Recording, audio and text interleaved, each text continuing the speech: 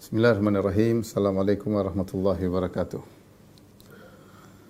Alhamdulillahi ala ihsanih wa syukru lahu ala taufiqihi wa amtinanih wa asyhadu an la ilaha illallah wahdahu la syarika lahu ta'ziman li sya'nih wa asyhadu anna Muhammadan abduhu wa rasuluhu da'ila ridwanih. Allahumma salli alaihi wa ala alihi wa ashabihi wa ikhwanih. Para ikhwan dan akhwat, para pemirsa sekalian, para jamaah Masjid Tarbiyah Cilandak yang dirahmati Allah Subhanahu wa taala. Kita lanjutkan bahasan kita tentang sirah nabawiyah. Dan kita telah membahas pada pertemuan lalu tentang muqaddimah dari perjanjian Al-Hudaybiyah atau Sulhul Hudaybiyah, itu perjanjian damai Al-Hudaybiyah. Telah kita sebutkan bahwasanya Nabi SAW datang dengan sekitar 1.400 sahabat dalam rangka untuk melaksanakan umrah, sehingga mereka membawa silahul musafirin, yaitu pedang secukupnya sebagaimana orang yang sedang bersafar, bukan untuk berperang tapi untuk membela diri kalau ada yang mengganggu, sehingga mereka membawa senjata secukupnya. Kemudian telah kita sebutkan ketika Nabi SAW mengarahkan ontanya ke Mekah, tahu-tahu ontanya yang namanya Al-Qaswa berhenti, menderum, tidak mau berjalan, ya, tidak mau berjalan. Nah, tentu dari perintah Allah Subhanahu Wa Taala onta tersebut tidak mau berjalan, dan Nabi SAW mengatakan, ma khala'atil qaswa wa ma dzakalaha bi khuluq, sungguhnya ontaku bukan tidak mau berjalan, dan itu bukan akhlaknya. Artinya Nabi mengatakan ontaku ini selalu nurut. Ya, ontaku selalu nurut. Ketika ada sahabat mengatakan ontanya tidak nurut, tidak mau jalan, Nabi bela. Nabi mengatakan ontaku ini selalu nurut. Bukan akhlaknya dia tidak nurut, ya. Ini dalil kata para ulama. Nabi bahkan membela hewan. Kalau hewan dizalimi, dikata-katai dengan kata yang tidak benar, maka Nabi membela alaihi salatu wassalam. Walakin habasaha habisul fil, tetapi onta tersebut ditahan oleh Allah Subhanahu wa taala, sebagaimana kita jelaskan, karena seandainya Nabi masuk dengan ontanya masuk ke kota Makkah akan terjadi pertempuran, dan kalau terjadi pertempuran akan terjadi ada yang meninggal, tewas dalam pertempuran tersebut, sementara Allah Subhanahu wa taala tidak ingin terjadi pertempuran karena orang-orang Quraisy yang ada di Mekah di kemudian hari akan masuk Islam. Bahkan mereka akan menjadi para mujahidin seperti Khalid bin Walid, Abu Sufyan dan yang lainnya, Ikrimah bin Abi Jahal, dan banyak yang mereka akhirnya masuk Islam.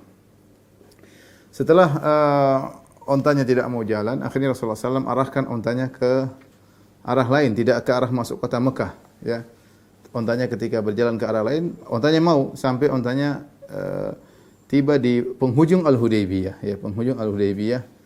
Ala samadin qalilil ma yatarabbadhuhu. Ternyata Rasulullah singgah di suatu tempat di Hudaybiyah.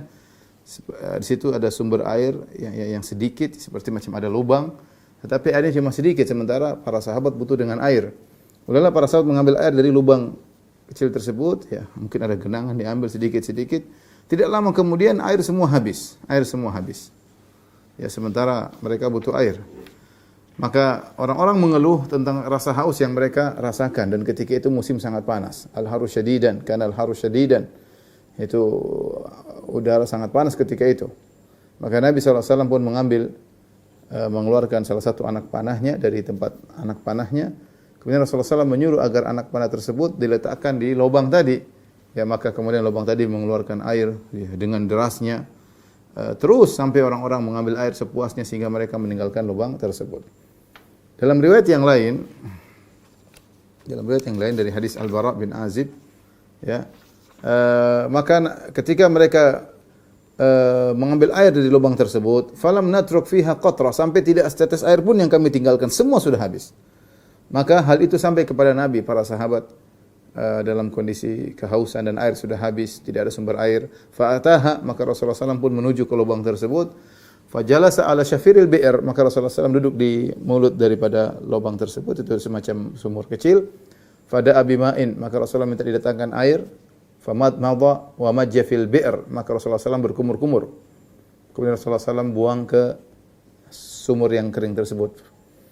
Kami tidak lama kemudian, ya, ternyata keluar air dari sumur tersebut, lalu kami mengambil air sampai kami hilang dahaga kami, dan juga hilang dahaga onta-onta kami dan hewan-hewan tunggangan kami. Jadi yang dilakukan adalah dua hal, ya, sebagaimana datang dari riwayat yang lain juga, bahwasanya Rasulullah SAW ketika mendengar keluhan tentang keringnya lubang tersebut, sumur tersebut, maka Rasulullah SAW, dalam riwayatnya Rasulullah minta diambilkan air, Kemudian Rasulullah SAW berwudu, kemudian Rasulullah SAW berkumur-kumur, kemudian Rasulullah SAW ludahkan air ke sumur tersebut, kemudian Rasulullah SAW meminta, kemudian beliau mengambil anak panahnya, kemudian dilemparkan ke sumur tersebut, maka keluarlah air. Dan ini mukjizat dari Nabi SAW, di mana air yang sudah kering kemudian keluar dengan deras. Mukjizat yang kedua terjadi juga di Al-Hudaybiyah, ya. Mungkin di posisi yang lain disebutkan bahwasanya orang-orang dalam kondisi tidak kehabisan air sementara sudah tiba waktu salat, ya. Maka orang-orang pun datang menuju Nabi sallallahu alaihi wasallam, maka Rasulullah berkata, "Malakum, ada apa dengan kalian?" Qalu, "Ya Rasulullah, laisa indana ma'un natawaddau bihi." Rasulullah, kami tidak punya air untuk kami berwudu. Ya, kecuali wala nashrabu illa ma fi riqwatika, dan kami tidak bisa minum kecuali sisa air yang ada di tempat airmu. Maka Rasulullah SAW pun memasukkan tangannya dalam tempat airnya. Kemudian Rasulullah SAW keluarkan tangannya, maka mengalirlah air dari sela-sela jari Nabi sallallahu alaihi wasallam. Kata Jabir bin Abdullah yang meriwayatkan hadis ini, "Fasharibna wa tawadda'na." Kami minum, kami berwudu. Air terus mengalir dari tangan Nabi sallallahu alaihi wasallam. Maka ditanyakan kepada Jabir, "Berapa kalian ketika itu jumlah kalian?" Kata Jabir, "Lau kunna mi'ata alfin lakafana." Seandainya kami jumlahnya 100.000 maka cukup. Kunna 15 mi'ah. Kami waktu itu 1.500 orang. Jadi jumlah para sahabat yang ikut serta dalam perjanjian Al-Hudaybiyah, dalam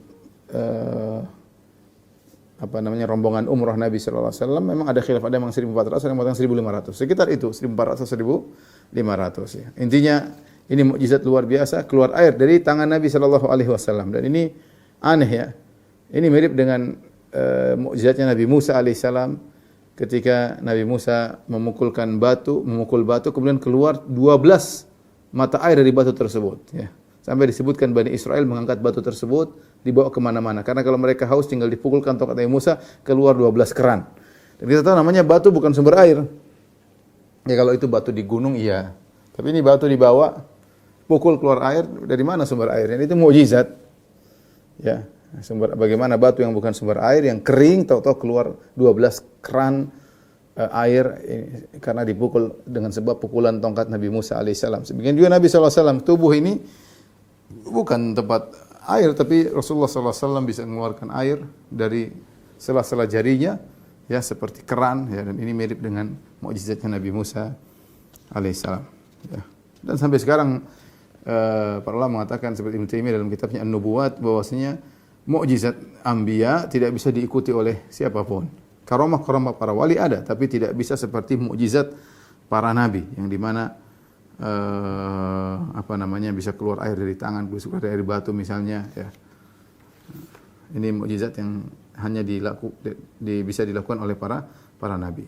Ketika keluar air dari tangan Nabi sallallahu alaihi wasallam, Nabi renggangkan jari-jarinya. Rasulullah SAW berkata, "Hayya 'alal wudu, al barakatu minallah." Silakan wudu, silakan wudu. Ini semua keberkahan dari Allah Subhanahu wa taala. Jadi Nabi SAW, para sahabat nunggu di situ, nunggu di Al-Hudaybiyah. Disebutkan juga ketika setelah itu turun hujan, ya, turun hujan. Nabi dan para sahabat di Al-Hudaybiyah, sehingga turun hujan. Rasulullah SAW tidak menyuruh sahabat untuk sholat bareng-bareng, mereka masing-masing sholat di tempat mereka masing-masing. Rasulullah SAW menyuruh sholat di tempat mereka masing-masing karena hujan deras, ya, di malam hari, ya. Zaid bin Khalid Al-Juhani berkata, "Kharajna ma'a Rasulullah SAW amal Hudaybiyah." Kami keluar bersama Nabi SAW ketika peristiwa Al-Hudaybiyah. Fa asabana matarun zata lailatin. Maka suatu malam kami ditimpa dengan hujan. Fa shalla lana Rasulullah SAW subha. Jadi mereka mungkin salat Isya di tempat masing-masing. Ketika subuh, ya, sudah reda hujan, maka kemudian Rasulullah SAW salat bersama para sahabat. Ya, meskipun mereka dalam safar, mereka selalu salat berjamaah, ya, kecuali tadi hujan, maka salat masing-masing. Setelah salat subuh, hujan sudah reda. Rasulullah SAW setelah salat subuh, thumma aqbala alaina biwajhihi. Kemudian Rasulullah SAW balik menghadap kami, dan itu sunnahnya imam kalau selesai salat balik menghadap para makmum. Kalau ada keperluan dibicarakan, maka Rasulullah SAW berkata, "Atadruna madza qala rabbukum?" Tahukah kalian apa yang dikatakan oleh Rabb kalian? Qulna Allahu wa rasuluhu a'lam. Kami berkata Allah dan Rasul yang lebih mengetahui. Qala Allahu. asbaha min ibadi mu'minun bi wa kafirun bi. Kata Allah Subhanahu wa taala, ada hambaku di pagi hari ini yang beriman kepadaku dan ada yang kafir kepadaku. Fa amma man qala mutirna bi rahmatillahi wa bi rizqillahi wa fadlillah fa huwa mu'minun bi kafirun bil kaukab. Adapun orang yang ketika ditimpa hujan dia berkata mutirna bi rahmatillah, ya, atau di pagi hari dia mengatakan kita dapat terkena hujan, telah ditimpa hujan karena rahmat Allah, ada rezeki dari Allah, karunia dari Allah, maka dia telah beriman kepadaku dan kafir kepada bintang-bintang. Wa amma man qala mutirna bin najmi kadza fa huwa mu'minun bil kaukab kafirun bi. Adapun yang berkata kami hujan karena bintang ini bintang anu, maka sungguh dia telah beriman kepada bintang-bintang dan kafir kepadaku.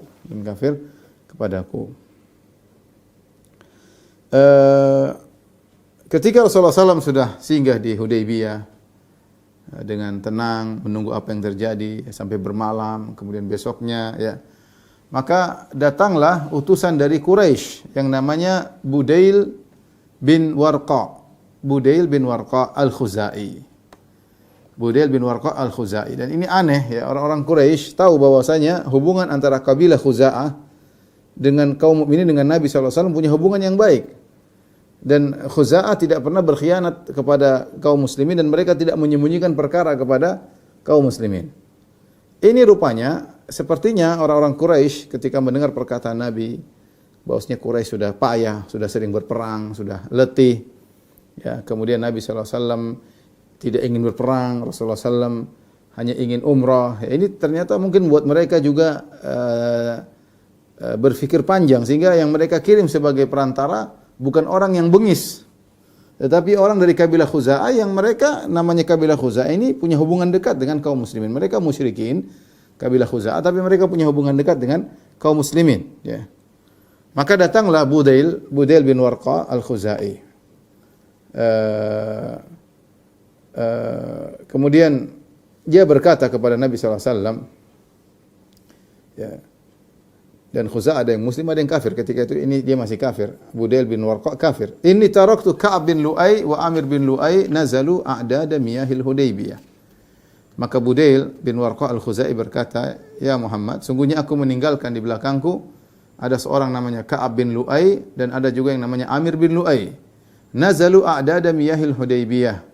Mereka telah menguasai sumur-sumur yang ada di Hudaybiyah. Itu mereka siap di sana. Ya, wa ma'ahum al-udhu al-matafil. Ya, dan bersama mereka yaitu onta-onta ya yang banyak yang siap diperah susunya, yaitu mereka bawa tunggangan-tunggangan dan mereka siap menunggu Nabi untuk bertempur. Wa hum muqatiluka wa sadduka 'anil bait, dan mereka siap bertempur melawan engkau wahai Muhammad dan mereka akan menghalangi engkau dari umrah. Kau tidak akan bisa masuk, tidak akan bisa pergi ke Ka'bah. Jadi Budail menjelaskan, ada pasukan Quraisy sedang menunggu. Sumur-sumur sudah dikuasai. Kemudian mereka akan memerangimu dan mereka tidak akan biarkan kau masuk ke kota Mekah. Kau akan terhalang dari datang ke Ka'bah, tidak bisa umrah. Maka Rasulullah SAW menyampaikan kepada Budail bin Warqa al-Khuzai, "Inna lam naji' li qitali ahadin." Sampaikan kepada mereka, kami datang ini bukan untuk perang, tidak untuk berperang sama seorang pun. Walakinna ji'na mu'tamirin, tapi kita ini datang untuk umrah. Wa inna Quraisyan qad nahakathumul harbu wa adarrat bihim. Sungguhnya Quraisy itu ya sudah payah dengan peperangan yang mereka lakukan, dan peperangan yang mereka lakukan telah memberi mudarat kepada mereka. Rasulullah SAW menjelaskan, ngapain Quraisy kemudian gagah-gagahan, mereka sedang tidak kuat. Ya. Rasulullah jelaskan sampaikan kepada mereka, Quraisy sudah lemah, tidak seperti dulu. Mereka berperang dan mereka sudah payah. Dan peperangan yang mereka lakukan memberi mudarat kepada mereka. Fa in sya'u madattuhum muddatan wa yukhallu baini wa bainan nas. Kalau mereka berkenan orang Quraisy, aku bikin perjanjian damai. Udah, kita enggak usah berperang. Kita punya perjanjian damai dengan waktu yang ditentukan dan mereka biarkan aku berdakwah dengan kabilah-kabilah yang lain. Sudah, saya enggak dakwah sama Quraisy, biarkan aku berdakwah dengan kabilah-kabilah yang lain. Fa in azharu fa in sya'u an yadkhulu fi ma dakhala fihi an-nas fa'alu wa illa faqad jammu. Ya. Kata Nabi SAW, kalau aku menang dan aku ternyata bisa muncul orang-orang pada masuk Islam masuk Islam, maka terserah Quraisy. Kalau mereka mau masuk Islam, ya, sebagaimana orang masuk Islam lakukan. Wa illa kalau mereka tidak mau, faqad jammu, ya mereka sudah istirahat, ya, sudah banyak istirahat. Sudah, yang penting tidak usah ikut campur dan nonton aja. Kalau mereka enggak mau Islam, mereka sudah lama istirahat. Mau persiapkan apa? Persiapan bisa. Wa inhum abau, kalau mereka ternyata tidak mau, maunya berperang sekarang, tidak mau melepaskan aku berdakwah kepada kabilah-kabilah lain, mereka mau memerangiku sekarang ini, apa kata Rasulullah SAW? Fawalladhi nafsi biyadihi, demi zat yang jiwaku berada di tangannya. La uqatilannahum ala amri hadza hatta tanfarida salifati wa la yunfidhanna Allahu amrahu. Kalau mereka tetap menghalangiku dan mereka maunya berperang dengan aku, maka demi zat yang jiwaku berada di tangannya, itu demi Allah Subhanahu wa taala, sungguh aku akan memerangi mereka. Sungguh-sungguh aku akan memerangi mereka di atas agamaku ini sampai leherku lepas dari kepalaku, lepas dari leherku. Ya, sampai aku mati. Wala yunfidhanna Allahu amrahu. Allah akan menjalankan perkaranya. Nabi mengatakan demikian. Serius. Ya, kita tidak ingin perang, tapi kalau mereka mau perang ya kita siap, kata Nabi sallallahu alaihi wasallam. Budail berkata, utusan Quraisy, "Sa'uballighuhum ma taqul." Aku akan sampaikan kepada mereka apa yang kau ucapkan. Maka kemudian Budail bin Warqa pun datang bersama teman-temannya dari kabilah Khuza'ah. Dia tidak sendirian, bersama beberapa orang dari kabilah Khuza'ah. Kemudian mereka datang kepada Quraisy. Ya. Kemudian dia berkata kepada orang-orang Quraisy, "Inna ji'nakum min hadzal rajul." Kami datang kepada kalian wahai Quraisy, kami baru datang meninggalkan lelaki ini, yaitu Muhammad. Wa sami'nahu yaqulu qawlan, dan kami telah mendengar dia mengucapkan suatu perkataan. Fa in syi'tum an na'ridahu 'alaikum fa'alna. Kalau kalian mau, saya akan sampaikan ucapan Muhammad kalau kalian mau. Berkata orang-orang bodoh dari Quraisy, "La hajata lana an tukhbiruna anhu bi syai'." Kami tidak butuh dengar perkataan Muhammad. Enggak usah sampaikan. Ini orang bodohnya orang Quraisy. Wa qala dzu ra'yi minhum, dan orang Quraisy yang cerdas berkata, "Hat ma sami'tahu yaqul." Sudah, sampaikan. Apa sih yang dikatakan Muhammad? Sampaikan kepada kami. Maka Budail berkata, "Sami'tu yaqul kadza wa kadza." Aku mendengar dia berkata demikian. Sebagaimana tadi Rasulullah SAW jelaskan. Quraisy sudah capek perang, sudah dapat mudarat, ya. Biarkanlah aku. Sudah, bagaimana kalau kita buat perjanjian damai?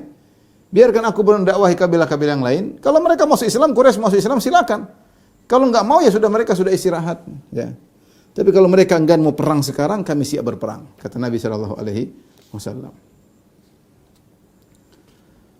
Dalam riwayat yang lain Budail berkata, "Ya ma'syara Quraisy, wahai orang-orang Quraisy kalian, innakum ta'jaluna ala Muhammad." Kalian terlalu terburu-buru kepada Muhammad mengambil keputusan.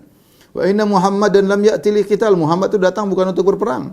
Inna ma ja'a za'iran li hadzal bait. Dia datang untuk umrah, menziarahi Ka'bah, mu'azziman li haqqihi, dalam rangka untuk mengagungkan Ka'bah. Maka mereka pun nuduh Budail bin Warqa, fattahamuhum. Ini enggak beres ini Budail, ya. Kenapa? Karena dia kabilah Khuza'ah, dan kabilah Khuza'ah punya hubungan baik dengan kaum muslimin. Ya, rupanya Budail ini nyampein seakan-akan dia membela Rasulullah sallallahu alaihi wasallam. Seakan dia mengatakan, ya sudah, ngapain kalian perangi Muhammad? Muhammad datang mau umrah kok dilarang-larang. Dan ini suatu hal yang tersebar di antero jazirah Arab. Bosnya orang datang untuk umrah tidak boleh diganggu. Jadi Nabi sallallahu alaihi wasallam punya kaidah umum atau undang-undang umum, orang yang datang untuk umrah tidak boleh diganggu. Makanya Khuza'ah mengatakan, kabilah Khuza'ah mengatakan, dia datang mau umrah, kalian terlalu tergesa-gesa nuduh dia mau perang. Dia tidak mau perang Muhammad, dia datang untuk umrah. Ya biarin aja dia mau umrah. Ya, sebagaimana kita ketahui ini peraturan undang-undang di Jazirah Arab, yang mau umrah tidak boleh diganggu. Apa kata Quraisy? Wa in kana inna ma ja'a lidzalik. Kalau ternyata Muhammad memang datang hanya untuk umrah, fala wallahi la yadkhulaha abadan alaina anwatan wala tatahaddatsu bidzalika al-arab. Kata orang-orang Quraisy, demi Allah, mereka bersumpah dengan Allah, demi Allah, Muhammad tidak akan bisa masuk di Mekah selama-lamanya. Dengan kekerasan tidak bisa masuk. Kami tidak mau, ya. Kami tidak mau. Wala tatahaddatsu bidzalikal Arab. Nanti orang-orang Arab akan berbicara, Quraisy tidak bisa bergerak, tidak bisa berkutik, Muhammad bisa masuk, mereka tidak bisa apa-apa. Tidak bisa. Kami tidak mau jadi bahan gunjingan orang-orang Arab yang lainnya, bahwasanya Quraisy sudah lemah sehingga Muhammad, musuh mereka, datang umrah, mereka tidak bisa menghadangi Muhammad. Akhirnya Quraisy berpikir lagi. Tapi mereka juga enggak berani perang, tidak mengatakan perang, enggak berani juga. Ya, perkataan Rasulullah SAW masuk akal. Mereka sudah lemah. Sejak pulang dari Ghazwah Al-Khandaq, dari perang Khandaq, orang-orang orang-orang Arab sudah meninggalkan mereka, ya, karena mereka sudah puncak-puncaknya 10.000 datang, ternyata gagal, nggak ada apa-apa. Ya mereka mau ngajak lagi, mungkin orang-orang berpikir 2 kali, ya. Sehingga mereka juga tidak nekat untuk perang, tapi mereka juga melarang. Akhirnya mereka kirim utusan yang lain. Utusan berikutnya namanya Mikraz bin Hafs, akha Amir bin Lu'ay. Ketika Mikraz datang, Rasulullah mengatakan kepada para sahabat, "Hadza rajulun fajir." Ini orang brengsek, orang fajir. Orang enggak benar, ya. Ya. Ketika Rasulullah SAW, orang itu sudah tiba di depan Rasulullah SAW dan ngomong kepada Nabi SAW, maka Nabi mengatakan sama yang Nabi ucapkan kepada Budail bin Warqa al-Khuzai. Kemudian dia pun pulang, bertemu Quraisy, dia mengatakan benar. Yang disampaikan Budail benar. Muhammad bilang kepada saya juga sama. Orang Quraisy tidak puas, tidak mau berdamai dengan Nabi dan tidak mau Nabi masuk untuk umrah. Maka mereka mengirim utusan berikutnya, nama Al-His bin Alqamah. Quraisy mengirim utusan ketiga, Al-His bin Alqamah. Al-His bin Alqamah Al-Kinani, dan dia adalah pemimpin dari orang-orang Ahabish. Orang-orang Habish ini yang dibawa, yang masih bisa diajak oleh orang Quraisy untuk menyerang kaum muslimin. Karena orang Quraisy dia tidak bisa ngambil dari jauh-jauh dari kabilah Ghatafan, sudah enggak bisa, terlalu jauh. Sehingga dia ngambil Ahabish, itu sekelompok orang-orang Arab, ya, yang ada di sekitar kota Mekah, diajak, dan pimpinannya adalah Al-His bin Alqamah Al-Kinani. Ketika Rasulullah SAW melihat utusan Quraisy namanya Al-His bin Alqamah Al-Kinani, Rasulullah SAW berkata, "Hadza min qaumin yu'azzimuna al-budna fab'athuha lahu." Ini orang termasuk dari kaum yang menghormati al-budun. Al-budun itu maksudnya hewan-hewan yang akan disumbangkan kepada Allah dan akan disembelih di Mekah. Dan kita sudah sampaikan, Rasulullah SAW ketika hendak pergi umrah, Rasulullah SAW menyiapkan onta-onta. Rasulullah SAW lukai punuknya, di darahnya, kemudian diusap-usap di punuknya untuk menunjukkan ini onta akan diserahkan di Mekah untuk disembelih. Saya sudah sampaikan, ini sunnah yang ditinggalkan sekarang. Sekarang nggak ada orang umrah bawa onta dikirim ke Mekah, sekarang nggak ada. Yang ada cuma haji kemudian itu pun tidak dibawa dari tempat tinggal, tapi dibeli yang sudah ada di Mekah. Tapi intinya orang-orang Arab dahulu mereka mengagungkan Ka'bah, dan mereka mengagungkan kalau ada hewan-hewan korban yang dikirim untuk disembelih di Mekah yang namanya al-budun, ya. Maka kata Nabi, ini orang yang datang, dia menghormati Ka'bah dan dia menghormati onta-onta yang diserahkan untuk Ka'bah. Lepaskan onta-onta di hadapannya, yaitu al-hadiyu. Maka para sahabat kemudian menampakkan onta-onta di hadapan dia yang sudah siap dikasih tanda, ya. Kemudian ini menunjukkan ini onta mau disembelih untuk Allah Subhanahu wa taala. Kemudian begitu dia datang, para sahabat bertalbiyah, labbaik Allahumma labbaik, labbaik la syarika lak labbaik. Wah, ini orang pada mau umrah. Akhirnya Al-Hils dia berkata, subhanallah, maha suci Allah, ma yang bagi lihaula yang yusaddu anil bait. Ini orang tidak boleh dilarang untuk pergi ke Mekah. Tidak boleh dilarang untuk, mereka mau umrah, kenapa dilarang?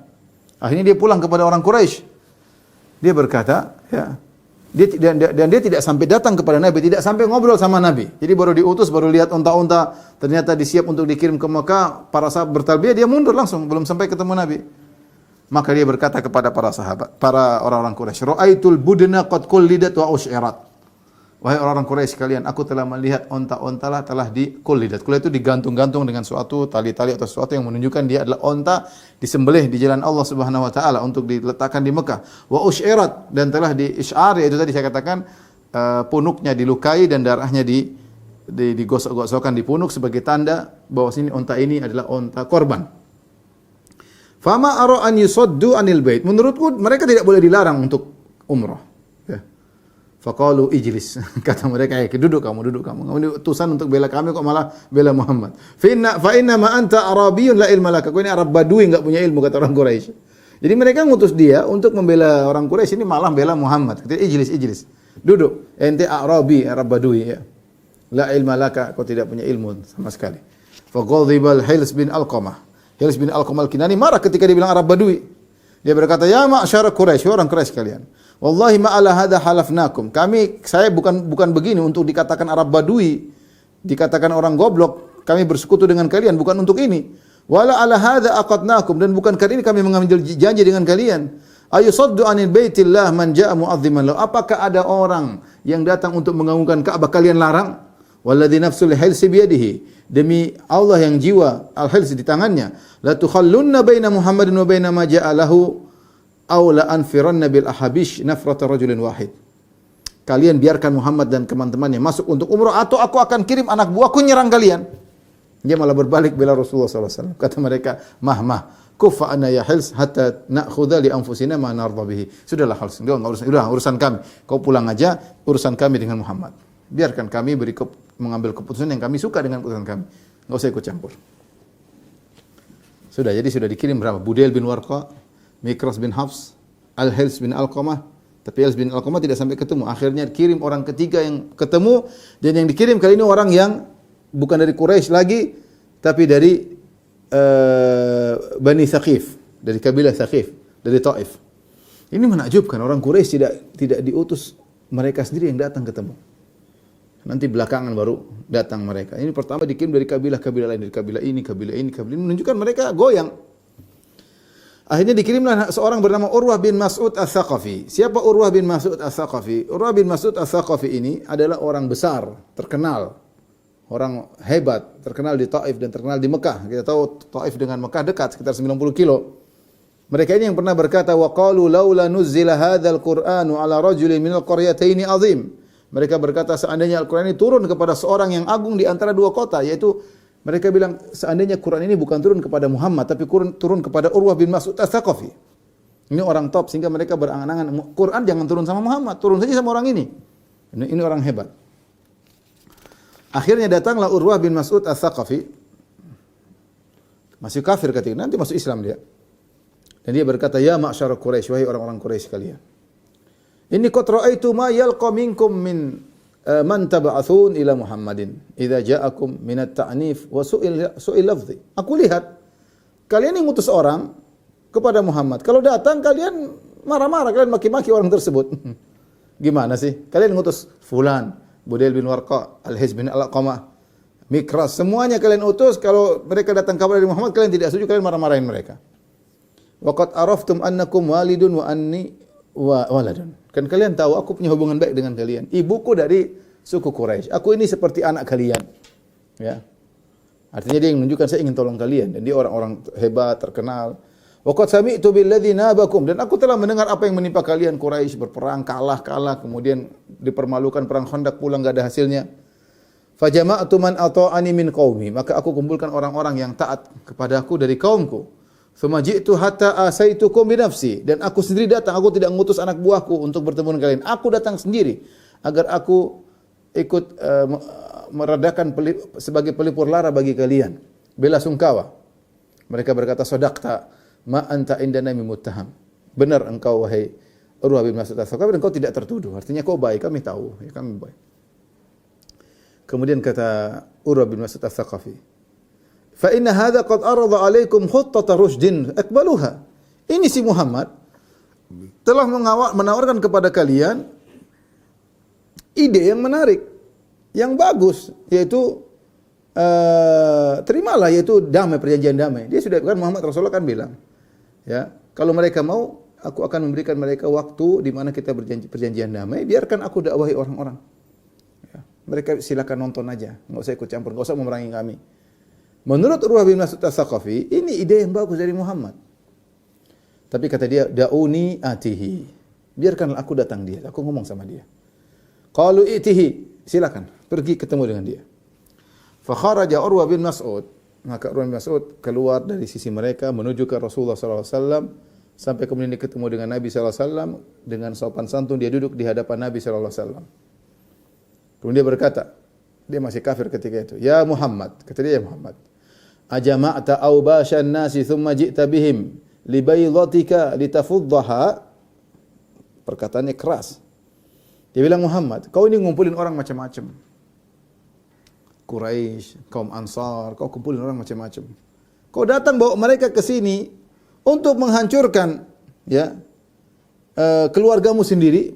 Quraisy kan kamu, keluargamu Quraisy.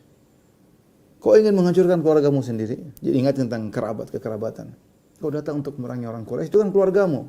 Datang orang macam-macam untuk menghancurkan keluargamu sendiri. Dalam riwayat yang lain dia berkata, Ara'aita in ista'salta amra qaumik hal sami'ta bi ahadin minal Arab ijtaha ahlahu qablak? Urwah ngejek atau nyindir, dia bilang, wahai Muhammad, kau datang ke sini untuk menghabisi orang-orang Quraisy. Apakah pernah kau dengar ada seorang seperti engkau yang datang untuk menghabisi keluarganya sebelum engkau? Apakah ada orang seperti engkau? Ya. Padahal Urwah tahu Rasulullah tidak ingin berperang, tapi dia pandai ngomong aja.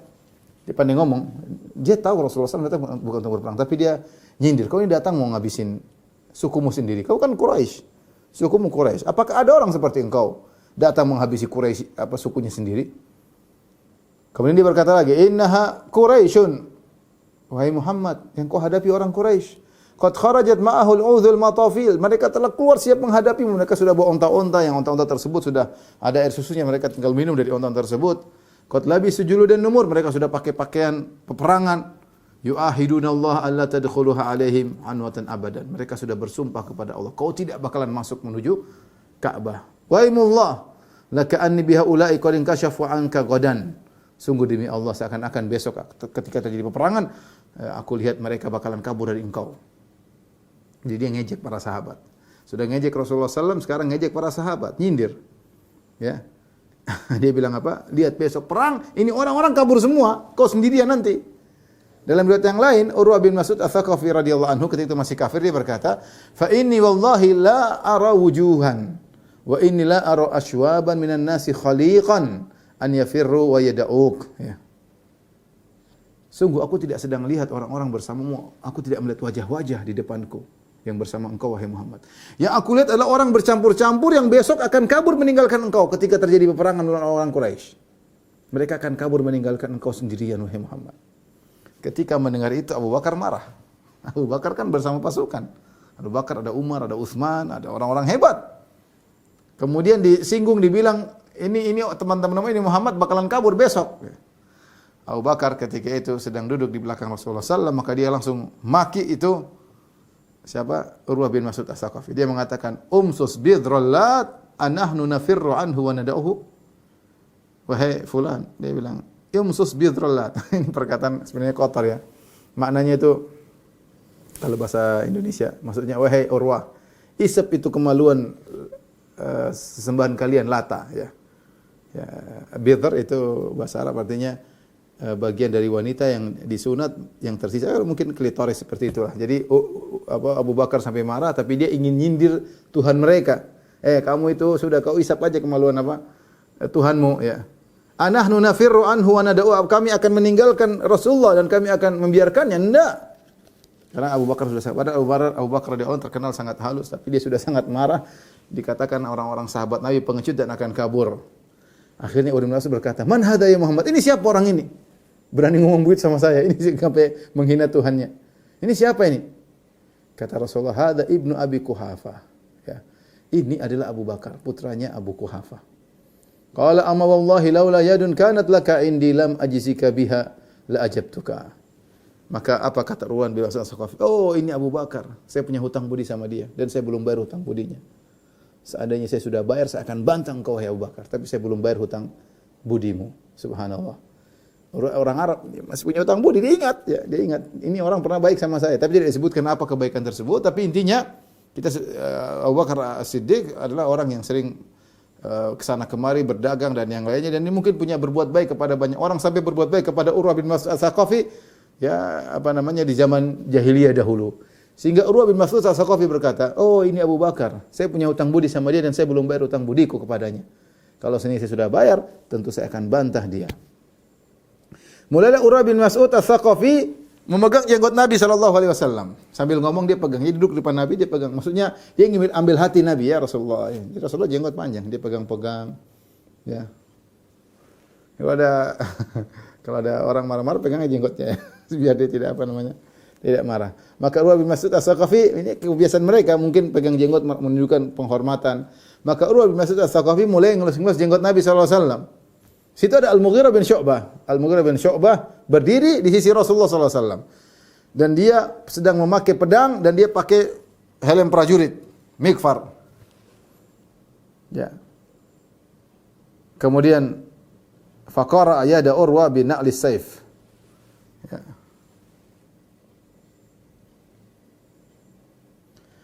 Kemudian dia pun tangannya dipindahkan pakai pedangnya ya. Jadi pedangnya di dekat apa namanya? Na'lis sayf, yaitu al-hadidah allati takunu fi asfalil qirab, yaitu apa namanya, bagian bawah pedang, bukan bagian tajamnya. Dia singkirkan tangannya Urwah bin Mas'ud Ats-Tsaqafi dari jenggot Nabi pakai pangkal pedang, dipinggirin begini. Ini sangar pakai pedang, bukan pakai tangan, pakai pedang. Dia berkata, "Amsik yadaka an lihyati Rasulillah sallallahu alaihi wasallam, wallahi la tasilu ilaika." Ya. Jangan kau pegang, pinggirkan tanganmu dari jenggot Nabi sallallahu alaihi wasallam. Jenggot Nabi tidak akan sampai kepada engkau. Jangan. Berani kau pegang, awas ini pedang. Urwah kaget. Waihak. Celaka engkau. Ma'afadzaka wa agladzaka. Betapa kasar engkau kepadaku ya. Urwah ini bukan orang sembarang. Urwah bin Mas'ud ini, saya katakan tadi, orang hebat yang sampai orang Quraisy mengatakan, seandainya Quran turun kepada dia, laula nuzzila hadzal Qur'an ala rajulin minal qaryataini azim. Jangan Quran turun sama Muhammad. Seandainya jadi Rasul ini Urwah. Kenapa dia orang besar, dia suka kemana-mana, dia suka pergi ke negeri Syam, ketemu dengan ke Persia, ketemu dengan Kisra, ke negeri Syam ketemu dengan Kaisar, ketemu dengan Heraklius, ketemu dengan banyak orang-orang hebat. Dia sering ke sana ke sini. Tahu-tahu ada anak muda, singkirkan tangannya pakai pedang. Jangan pegang-pegang jenggot Nabi. Kalau pegang jenggot Nabi ini pedang kena kau. Maka dia bilang, ente kasar sekali, siapa engkau ini? Kasar sekali, kata Urwah bin Mas'ud Ats-Tsaqafi. Ketika Urwah kaget, fatabassama Rasulullah sallallahu alaihi wasallam, Rasulullah sallallahu ketawa, tersenyum. Faqalahu Urwah. Urwah berkata, "Man hadha ya Muhammad?" Muhammad ini siapa? Karena dia pakai helm, kemudian tidak ketahuan. Maka kata Rasulullah SAW, "Hadha ibnu akhika Al-Mughirah bin Syu'bah." Ini adalah cucu adikmu, cucu saudaramu, ini ponakanmu ya. Apa namanya? Mughirah bin Syu'bah ini ponakanmu. Karena Urwah bin Mas'ud Ats-Tsaqafi. Urwah bin Mas'ud. Nah, Mughirah namanya Mughirah bin Syu'bah bin Abi Amir bin Mas'ud. Jadi kakeknya Mughirah bin Syu'bah, saudara kandungnya Urwah. Saya ulangi, Mughirah namanya Mughirah bin Syu'bah bin Abi Amir bin Mas'ud. Mughirah bin Syu'bah bin Abi Amir bin Mas'ud. Adapun Urwah namanya Urwah bin Mas'ud. Berarti Urwah itu saudara kandungnya kakeknya Mughirah. Ini ternyata yang hadangi dia pakai pedang cucunya, ya, setara dengan cucunya. Oh, kamu tuh, kata Urwah. Gudar, tukang pengkhianat. Wa hal ghasalta sawataka illa bil ams. Kamu saja baru bisa cebok kemarin, sekarang mau ngelarang-larang saya. Ya, jadi ternyata cucunya yang, ya kalau kita bahasa kita, ente baru ingusan anak kemarin sore, gampangnya demikian. Tapi kalau bahasa Arab dia, wa hal ghasalta sawataka illa bil ams. Kau baru saja bisa nyuci kemaluanmu baru kemarin, baru bisa cebok kemarin, sekarang mau larang-larang saya pakai pedang. Dalam riwayat yang lain, Urwah berkata, "Alastu as'a fi gudratika?" Bukankah aku telah dulu berjasa untuk membelamu gara-gara pengkhianatanmu? Apa maksud Urwah membela Al-Mughirah dengan pengkhianatannya? Jadi begini, Al-Mughirah bin Syu'bah ini bagaimana kisah Islamnya? Dia punya beberapa teman di jahiliyah, di zaman jahiliyah. Dia bunuh teman-temannya sendiri. Kenapa bisa dia bunuh? Dia bunuh kemudian dia rampas hartanya, harta mereka. Bagaimana ceritanya? Ceritanya Urwah Mughirah bin Syu'bah ini pergi ke Al-Muqawqis di Mesir bersama teman-temannya. Al-Muqawqis Nasrani. Temannya sekitar ada 13 orang. Dari Saqif juga, dari satu kabilah dengan Urwah, dari Mughirah.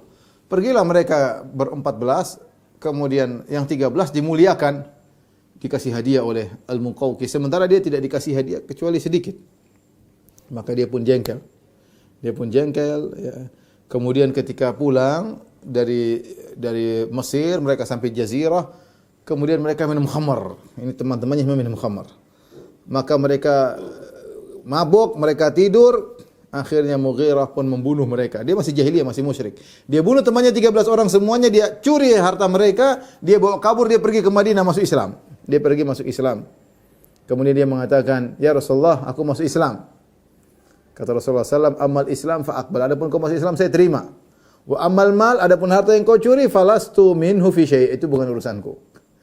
Ketika sampai kabar ini kepada Urwah bin Mas'ud Ats-Tsaqafi, bahwa cucu dari saudaranya ini bikin masalah, maka dia yang berusaha mengumpulkan harta untuk bayar diyah atas 13 orang yang dibunuh oleh Mughirah bin Syu'bah. Makanya Urwah jengkel. Ini kamu dulu yang saya pernah tolong. Kau pernah bikin masalah, bunuh 13 orang. Kami yang bayar semuanya. Sekarang kau halangi aku dengan, wahai cucuku ya, kau halangi aku dengan pedangmu. Kau baru bisa cebok kemarin. Ya. Itu ceritanya ya. Ya sudah, Urwah Mughirah bin Syu'bah diam aja ya. Kemudian dia pun ngomong sama Rasulullah SAW. Bagaimana Rasulullah SAW pun sampaikan. Sama seperti Rasulullah sampaikan kepada yang lainnya. Kami datang bukan untuk perang. Kami datang untuk umrah. Ya, lihat pedang-pedang kami bukan senjata peperangan. Lihat kami bawa onta, kami bawa ini. Kami bukan ingin perang. Kami ingin umrah terus pulang. Ya. Bukankah orang Quraisy sudah pada capek, kena musibah, ditinggal oleh orang-orang. Kami tidak ingin perang. Kalau mau, kami tawarkan kepada orang Quraisy untuk damai. Rasulullah sampaikan tidak ada perkataan kedua. Sama seperti utusan pertama, utusan kedua, utusan ketiga, utusan keempat. Ini utusan ketiga ya. Yang pertama adalah Budail, kemudian Al-Hils ya, Mikraz, kemudian yang tiga Urwah. Kemudian Urwah setelah ngomong dengan Nabi SAW, dia memandang para sahabat. Dia perhatikan. Yarmuk itu dia perhatian. Bukan cuma ngelihat, perhatian dengan serius. Bagaimana sikap para sahabat terhadap Nabi. Tidaklah Rasulullah SAW buang kecuali para sahabat mengambil dahak tersebut. Ya. Kemudian mereka pun sahabat mengusap ke wajahnya dan ke badannya karena ludah Nabi SAW berkah. Urwah kaget. Ini Muhammad kalau buang ludah, sahabat-sahabat rebutan ambil ludahnya digosok masuk ke muka tanah. Wa idza amarahum, kalau Nabi perintahkan jadi dia langsung pergi. Dia perhatikan, dia orang cerdas. Dia sudah pernah ketemu Heraklius, pernah ketemu Kaisar Kisra, pergi sering-sering bersafar ke orang, kalau kita bilang apa, orang negarawan. Ini Urwah bin Mas'ud As-Saqafi. Jilid Muhammad dia heran. Ini Muhammad buang ludah, orang pada rebutan. Kalau dia nyuruh perintah semua langsung jalan. Kalau Nabi berwudu, wa idza tawadda'a kanu yaqtila ala wudu'ihi. Kalau dia sudah berwudu, orang rebut-rebutan cari berkah dari bekas, sampai mau perang-perang gara-gara ingin rebutan bekas wudu Nabi SAW. Wa idza takallamu, kalau mereka ngomong sama Nabi, khafadu aswatahum indah, ngomong pelan-pelan, hormat sama Nabi. Enggak ada teriak ketawa ketiwi di depan Nabi, tidak. Mereka ngomong pelan-pelan, hormat kepada Nabi. Wa ma yuhidduna ilaihi nadhar ta'dhiman lahu. Dan mereka tidak ada yang berani lihat Nabi langsung begini, mandang Nabi lama enggak berani, enggak ada sahabat yang berani lihat Nabi lama-lama. Kenapa? Karismatik Nabi, pasti lihat nunduk. Enggak bisa lihat Nabi dengan sepuas-puasnya. Kata dia, wa ma yuhidduna ilaihi nadhar. Mereka tidak bisa pandang Nabi dengan pandangan tajam. Kenapa? Karena mereka begitu mengagungkan Rasulullah sallallahu alaihi wasallam. Dan ini semua dilihat oleh Urwah bin Mas'ud As-Saqafi. Akhirnya ketika dia pulang ke Quraisy, dia bilang, wahai kaum Quraisy kalian, wallahi laqad wafattu 'alal muluk. Demi Allah aku sudah datang kepada para raja. Wafattu 'ala Qaisar wa Kisra. Aku sudah pernah datang kepada raja Romawi. Aku pernah datang kepada raja Persia. Wan Najasyi, aku sudah pernah datang kepada raja Habasyah. Wallahi ma ra'aitu malikan qad yu'azzimuhu ashabuhu ma yu'azzimu ashabu Muhammadin Muhammad. Aku tidak pernah ada pengikut para raja tersebut yang mengagungkan raja mereka sebagaimana sahabat-sahabat Muhammad mengagungkan Muhammad. Wallahi demi Allah, tidaklah Muhammad buang ludah kecuali mereka rebutkan dan mereka tempel di wajah dan tangan-tangan mereka, di badan mereka. Kalau Muhammad merintahkan mereka, mereka segera melaksanakannya. Kalau Muhammad berwudu, mereka rebutan untuk mengambil bekas wudu Muhammad. Kalau mereka ngomong dekat Muhammad, mereka tidak berani mengangkat suara. Dan mereka tidak berani memandang Muhammad karena mereka mengagungkan Muhammad. Wallahi laqad ra'aitu qauman la yuslimunahu li syai'in abadan. Wa innahu, aku telah melihat satu kaum ini tidak akan pernah menyerahkan Muhammad kepada kalian. Kaum yang seperti ini mana berani menyerahkan Muhammad. Mereka akan mati-matian bela Muhammad. Wa innahu qad arada alaikum khuttata rusydin faqbaluha. Menurutku ide Muhammad itu ide yang baik, terimalah. Farau ra'yakum, terserah kalian. Ini pendapat saya, kalian terima ide Muhammad. Farau ra'yakum, silakan kalian. Pendapat kalian silakan, pikirkan sendiri. Mereka menjawab, narudduhu anil bait fi aminah hadza. Bagaimana kalau tahun ini kita bilang pulang aja Muhammad dan teman-temannya. Wa yarji'u min qabil. Boleh umrah tapi tahun depan. Fa yadkhulu Makkah wa yatufu bil bait. Kalau tahun depan Muhammad boleh datang lagi untuk umrah dan silakan tawaf di Ka'bah. Ini idenya Quraisy, dan nanti terakhirnya begini ide ini. Setelah mereka mendengar perkataan Urwah bin Mas'ud As-Saqafi, ya. Ini menunjukkan Quraisy sudah kendor, tidak sombong sejaman Abu Jahal. Enggak lagi. Abu Jahal udah mampus. mereka udah kalah, mereka sudah parah, mereka sudah ditinggal sama kabilah yang lain. Sehingga mereka tidak ada sombong-sombong. Coba kalau ada Abu Jahal ketika itu, Fir'aunnya umat ini. Oh Muhammad, perang, mati. Enggak, Abu Jahal enggak ada. Sehingga mereka agak melemah. Kemudian Rasulullah SAW mengirim Khiras bin Umayyah di Quraisy. Rasulullah SAW mengirim Khiras bin Umayyah kepada Quraisy. Saya ingatkan tadi, masalah bekas wudu, masalah ludah, itu pendapat yang kuat adalah kekhususan Nabi SAW. Karena tidak diriwayatkan Abu Bakar demikian. Kalau Abu Bakar meludah, maka orang rebutan ludah Abu Bakar. Kalau Umar meludah, rebutan ludah Umar. Kalau Ali meludah, orang rebutan ludah Ali bin Abi Thalib, Utsman, tidak ada. Ini cuma dilakukan oleh para sahabat kepada Rasulullah sallallahu alaihi wasallam. Ya, oleh karenanya apa yang saya lihat di sebagian klip, sebagian orang kemudian suruh syekhnya meludah, kemudian dia usapkan ke wajahnya. Saya bilang tidak apa namanya? Kurang pas karena itu kekhususan Nabi sallallahu alaihi wasallam. Ya.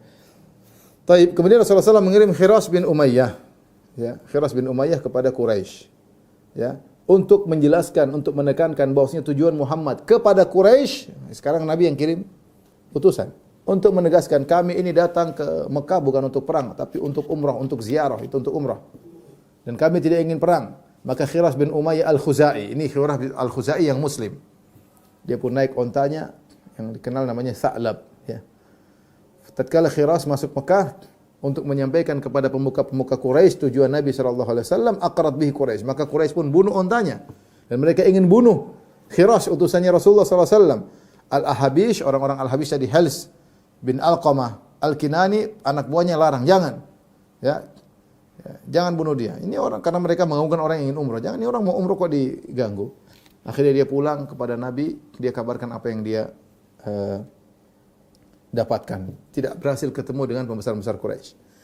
Kemudian Rasulullah SAW mikir untuk mengutus utusan lain. Maka jatuh pilihan kepada Umar bin Khattab. Wahai Umar, pergilah engkau ketemu dengan orang Quraisy. Sampaikan kepada pembesar-pembesar Quraisy, tujuan kita ke sini bukan untuk perang, untuk umrah. Umar berkata, ya Rasulullah, inni akhafu Quraisyan ala nafsi. Aku khawatir Quraisy melakukan sesuatu kepada aku, ya Rasulullah. Ya, sehingga tujuan tidak tercapai. Bukan Umar penakut, bukan. Tapi tujuan Muhammad SAW agar mencapai kabar tidak tercapai karena mereka dendam kepada Umar. Umar berkata, "Walaysa bi Makkah min Bani Adi bin Ka'ab ahadun yamna'uni." Tidak ada dari kerabatku Bani Adi yang ada di Mekah yang bisa membelaku. Ya. Jangan utus aku. Kenapa kalau utus aku tujuanmu tidak tercapai? Waqad arafat Quraisyun adawati iyyah. Engkau kan tahu orang Quraisy sangat benci kepada aku karena dulu Umar membela Quraisy ketika dia masuk Islam, dia benar habisi orang-orang Quraisy. Ya, ketika sampai dulu sahabat tidak ada yang bisa sholat di Ka'bah, ketika Umar masuk Islam mereka bisa sholat di Ka'bah, dijaga Umar. Yang mau melarang sini lawan saya. Jadi mereka tahu bagaimana permusuhan Umar. Sehingga Umar nanti mereka balas dendam sehingga tujuan engkau tidak tercapai dan tidak ada orang-orang dari kabilahku yang meskipun musyrik tidak ada di sana yang bisa belaku. Wa ghilzati 'alaiha, dan mereka tahu bagaimana sikap kerasku kepada orang-orang Quraisy. Walakin adulluka ala rajulin huwa azzu minni. Tapi aku tunjukkan kepada engkau wahai Rasulullah orang yang lebih mulia daripada aku. Utsman bin Affan. Utuslah Utsman bin Affan. Karena Utsman bin Affan punya keluarga banyak di Mekah. Maka Rasulullah SAW panggil Utsman bin Affan. Maka Rasulullah utus Utsman bin Affan pergi ke Quraisy untuk mengabarkan tujuan Rasulullah SAW. Bahwasanya kami datang bukan untuk perang. Kami datang hanya untuk umrah. Dan ini diantara keistimewaan Utsman bin Affan, diutus dalam perjalanan maut. Masuk ke markasnya musuh dan bisa jadi dia dibunuh atau tidak. Maka Utsman bin Affan kemudian dia masuk di kota Mekah, dia ketemu dengan seorang namanya Aban bin Sa'id Ibn al-As. Kemudian Aban bin Sa'id bin al-As kemudian membonceng Utsman, kemudian dia beri pengamanan, dan ini boleh, dia beri pengamanan. Tidak ada yang boleh ganggu Utsman. Dia di bawah, meskipun ini Quraisy, meskipun ini musyrik, tidak ada yang boleh ganggu Utsman karena dia di bawah pengamananku. Sampai dia menyampaikan pesan Rasulullah SAW. Maka Utsman pun diantar sampai ke Abu Sufyan, bosnya Quraisy. Dan di sekitarnya ada orang-orang pembesar Quraisy. Maka Utsman pun menyampaikan tujuan Rasulullah ini bukan untuk apa-apa, tapi untuk umrah doang, bukan untuk perang. Ya. Tatkala Utsman sudah menyampaikan apa yang pesan Rasulullah SAW, mereka berkata kepada Utsman, "In syi'ta an tatufa bil bait." Utsman, kalau kau mau kau tawaf di luar, umrah di luar. Fatuf bihi, silakan tawaf di Ka'bah, umrah di luar. Apa kata Utsman? Lihat bagaimana sahabat. Ma kuntu li af'ala hatta yatufa bihi Rasulullah. Aku tidak akan tawaf sampai Rasulullah yang tawaf di luar. Utsman tertahan tidak pulang sehingga waktu itu timbul isu bahwasanya Utsman dibunuh. Orang-orang Quraisy tahan Utsman, ditahan dulu ya. Karena mereka ingin bermusyawarah, ini apa yang mau disampaikan kepada Utsman kepada Nabi sallallahu alaihi wasallam dalam kondisi yang sulit ketika itu. Ya, mereka bermusyawarah ya. Setelah itu baru mereka mengutus Utsman dengan suatu jawaban kepada Rasulullah sallallahu alaihi wasallam. Tetapi ketika mereka diskusi lama, Utsman tertahan. Maka ketika Utsman enggak pulang-pulang, timbullah isu hoax ya, kabar bahwasanya Utsman telah dibunuh. Ya. Dan Rasulullah SAW tidak tahu kondisi. Rasulullah SAW tidak tahu ilmu gaib, Utsman dibunuh atau tidak, Rasulullah SAW tidak tahu. Tapi kondisi mengerikan. Maka Rasulullah pun berkata, tatkala timbul kabar-kabar Utsman telah dibunuh, Rasulullah berkata, la nabrahu hatta nunajizal qaum. Kita tidak akan meninggalkan kota Mekah sampai kita perangi itu orang-orang Quraisy. Kalau Utsman dibunuh, kita perang. Kemudian Rasulullah SAW manggil para sahabat untuk berbaiat. Maka para sahabat pun segera datang untuk berbaiat. Itu disebut dengan baiat atau ridwan. Ini yang yang Allah turunkan ayatnya, laqad radhiyallahu 'anil mu'minin idz yubayyi'unaka tahta syajarah. Sungguh Allah telah ridha kepada kaum mukminin yang mereka membaiat engkau di bawah sebuah pohon. Ya. Maka orang-orang pun datang, di antaranya Maqil bin Yasar, kemudian dia pun baiat Rasulullah sallallahu alaihi wasallam. Dia orang pertama baiat Rasulullah sallallahu alaihi wasallam. Ya. Kemudian para sahabat datang baiat Rasulullah sallallahu alaihi wasallam. Demikian juga Umar ketika mendengar Rasulullah mengatakan kita tidak akan meninggalkan ini sampai kita perang lawan Quraisy. Umar sudah siap. Dia pakai baju perangnya. Sudah, ini umrah bisa buyar. Pakai baju perang, siap untuk bertempur, mungkin pakai baju besinya. Ya, tiba-tiba dia lihat orang-orang kumpul di sekitar Nabi. Ada apa ini? Ini mau perang kok kumpul di sekitar Nabi. Maka dia kirim putranya Ibnu Umar, lihat dulu ada apa. Maka Ibnu Umar pun pergi kepada Rasulullah, ternyata orang sedang berbaiat.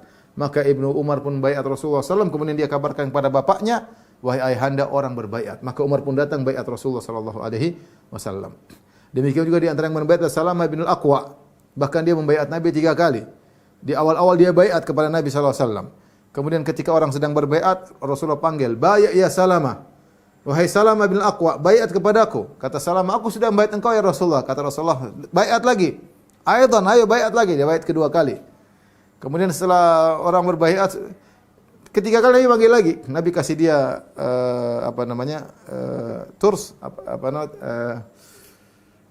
tameng ya. Rasulullah memberikan dia tameng. Kemudian Rasulullah SAW menyuruh dia untuk baiat lagi. Kata Rasulullah SAW, "Ala tubayyu'ini ya Salamah? Tidakkah kau baiat aku ya Salamah?" "Ya Rasulullah, aku sudah baiat engkau 2 kali ya Rasulullah." Kata Rasulullah SAW, "Aidan, baiat lagi." Maka Salamah pun baiat Nabi sampai tiga kali. Kemudian Rasulullah SAW membaiat atas nama Utsman. Rasulullah SAW pegang tangan kanannya, Rasulullah bilang, "Hadhihi yadu Utsman, ini tangan Utsman." Kemudian dia pukulkan tangan kirinya. "Hadhihi li Utsman, ini baiat Utsman." Jadi Utsman meskipun tidak hadir, Rasulullah SAW berbaiat atas nama Utsman. Kata Rasulullah, "Ini tangannya Utsman, dia berbaiat kepadaku." Ya, dan maka meskipun Utsman tidak ikut baiat, dia mendapatkan keutamaan baiat. Bahkan Rasulullah yang mewakilinya. Luar biasa. Utsman bin Affan radhiyallahu taala anhu ya. Mereka baiat untuk apa? Mereka baiat untuk 2 perkara. Baiat sampai mati membela Rasulullah SAW dan tidak bakalan kabur. Itu baiat para sahabat. Mati dan tidak bakalan kabur sampai mati, sampai titik darah penghabisan membela Rasulullah SAW. Tidak ada yang kabur. Baiat kematian, luar biasa. Ya.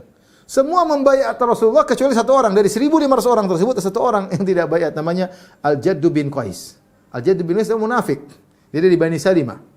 Dia munafik. Dia tidak mau baiat kepada Nabi. Dia sembunyi di balik ontanya, dipanggil untuk baiat, dia enggak mau. Sampai para sahabat datang, "Hai Jadd bin Qais, ayo baiat Rasul akan mohon ampun kepada engkau."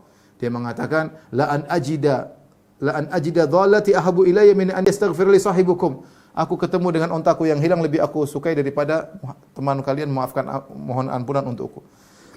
Enggak, dia enggak mau membaiat. Dia munafik. Dari Bani Salimah. Ya. Sampai Rasulullah SAW berkata, "La yadkhulannal jannata man bai'a tahta syajarati illa sahibal jamal ahmar." Semua yang baiatku di bawah pohon, semuanya akan masuk surga kecuali kecuali Jad bin Al-Qais, pemilik onta merah tersebut. Dia punya onta yang putih yang disebut onta, orang bilang onta merah. Ya, dia tidak membaiat Rasulullah sallallahu alaihi wasallam. Siapakah Al-Jad bin Qais ini? Al-Jad bin Qais dari Bani Salimah, dari kaum Ansar. Bani Salimah itu di mana? Bani Salimah itu kalau kita ke Madinah tinggalnya di Masjid Qiblatain, itulah kampung Bani Salimah. Makanya dia mengatakan masjid namanya Masjid Bani Salimah. Tempat tinggal mereka agak jauh dari Masjid Nabawi. Ya. Mereka satu kelompok Bani Salimah yang tempatnya sekarang dibangun Masjid Al-Qiblatain.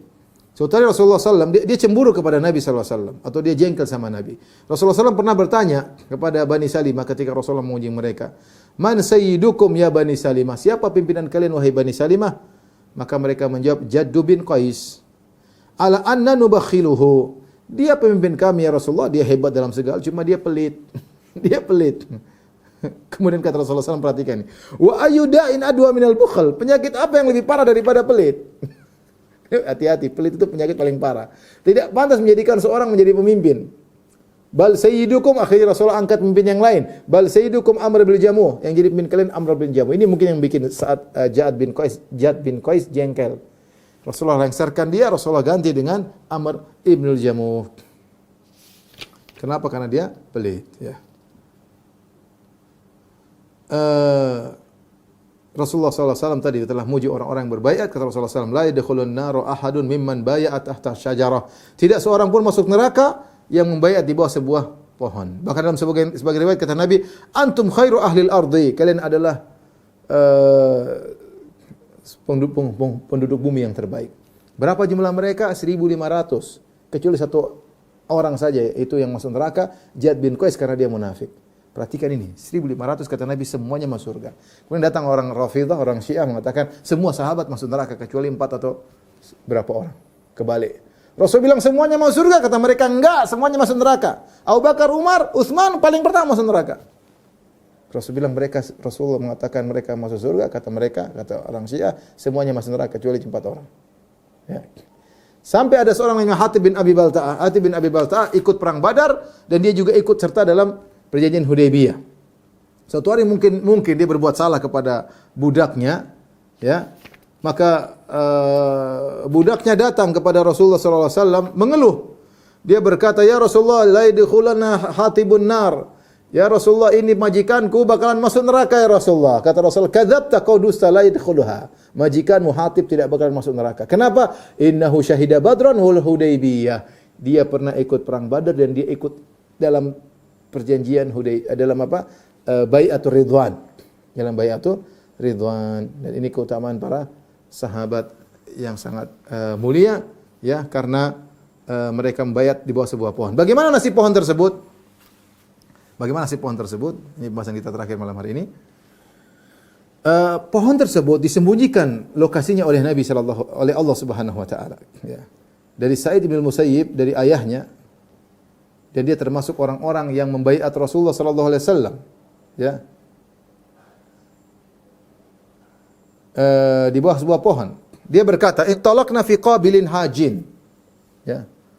Kami pun datang tahun berikutnya, ya, menuju Mekah. Tahun berikutnya, fa khafiya alaina makanuha, maka kami bingung tempat kami berbaiat kepada Nabi. Fa in kanat buyinat lakum fa antum a'lam. Kalau dijelaskan bagi kalian tentu kalian lebih tahu, tapi kami lupa. Kami yang baiat Nabi, kami lupa di mana posisi pohon. Al-Imam Al-Bukhari juga meriwayatkan dari Ibnu Umar. Perhatikan hadis yang agung. Ibnu Umar berkata, dia juga ikut baiat tadi, dia baiat bahkan sebelum Umar. Dia mengatakan, "Raja'ana minal amil muqbil." Tahun depan kami balik lagi untuk umrah. Ya. Nanti akan kita bahas, namanya umrah al-qadhiyah. Kata Ibnu Umar, "Famajtama'a minna itsnan ala syajarah." Tidak ada 2 orang di antara kami yang sepakat di mana lokasi pohon. Kami bingung semuanya. Allati bay'ana tahtaha, yang kami pernah baiat, kami bingung di mana tempatnya. Tidak ada 2 orang sepakat di sini. Semua khilaf, ada yang mengatakan sini, mengatakan sini. Allah hilangkan lokasinya. Apa kata Ibnu Umar? Fakanat rahmatan minallah. Allah menghilangkan posisi pohon tersebut adalah rahmat dari Allah Subhanahu wa taala. Ibnu Hajar Al-Asqalani ketika mengomentari ini, dan ini juga banyak ahli hadis seperti Ibnu Battal, Ibnu Hajar mengatakan wal hikmah min ikhfa'iha. Adapun hikmah, kenapa dikatakan rahmat bagi Ibnu Umar? Ibnu Umar mengatakan ini Allah membuat kita lupa di mana posisi pohon adalah rahmat. Saya ulangi, Ibnu Umar berkata, Allah membuat kita lupa di mana posisi pohon adalah rahmat dari Allah. Kenapa? Apa kata Ibnu Al-Hafidz Ibnu Hajar dalam Fathul Bari? Hikmahnya, alla yahsula biha iftinan atau iftitan lima waqa'a tahtaha minal khair. Jangan sampai terjadi fitnah karena kebaikan yang pernah terjadi. Falau baqiyat, karena orang Rasulullah pernah membayat sahabat di situ. Falau baqiyat lama umina ta'zim ba'dil juhal. Kalau pohon tersebut masih ada, maka bisa jadi ada orang-orang goblok yang akan mengganggukan pohon tersebut. Hatta rubbama afdha bihim ila i'tiqadi anna laha quwwatun naf'in. Dan bisa jadi mereka punya keyakinan nanti ini pohon punya kekuatan untuk beri manfaat, untuk beri mudarat. Kama narahu al-ana musyahadan fima huwa dunaha. Bahkan kami yang lihat sekarang, jangankan pohon tersebut, ada sebagian perkara-perkara yang lain orang-orang punya keyakinan, dan ini kesyirikan. Ini kesyirikan. Maka Allah menghilangkan pohon tadi di mana lokasinya, dan kata Ibnu Umar, ini rahmat dari Allah Subhanahu wa taala agar orang tidak terfitnah dengan pohon tersebut, khawatir diagungkan, khawatir disembah. Kemudian di zaman Umar bin Khattab radhiyallahu anhu ada isu-isu itu pohon yang orang pada menyangka itu pohon yang pernah dijadikan Nabi untuk membaiat para sahabat, padahal para sahabat semua udah lupa di mana posisinya. Allah hilangkan. Tapi ada yang diduga sehingga mereka mulai datang ke pohon tersebut. Ya. Orang-orang pada datang. Mereka solat di pohon tersebut, perhatikan. Kata Ibnu Umar, kana nasu ya'tuna syajarata allati yuqalu laha syajaratur ridwan. Orang-orang datang kepada sebuah pohon yang dianggap sebagai pohon ridwan, allati bui'a tahtaha, yang Rasulullah pernah membaiat para sahabat di bawah pohon tersebut. Fayusalluna indaha. Mereka salat di pohon tersebut. Apa yang dilakukan? Apakah Umar kemudian melestarikan jadi cagar budaya? Enggak. Fabalagha dzalika Umar bin Khattab. Kabar itu sampai kepada Umar bin Khattab, fa'au'adahum fiha wa amara biha faquti'at. Maka Umar pun menyuruh dipotong pohon tersebut. Pohon tersebut dipotong. Kalau tidak, seandainya pohon tersebut diabadikan, maka kata akan dibuat kubah, dibuat macam-macam, orang-orang akan bersafar ke pohon tersebut. Kasihan orang-orang yang tidak ngerti bagaimana cepatnya keterkaitan mereka dengan benda-benda, ya. Wallahu a'lam bishawab. Ini saya bisa sampaikan, kurang lebihnya saya mohon maaf. Wabillahi taufiq wal hidayah. Assalamualaikum warahmatullahi wabarakatuh.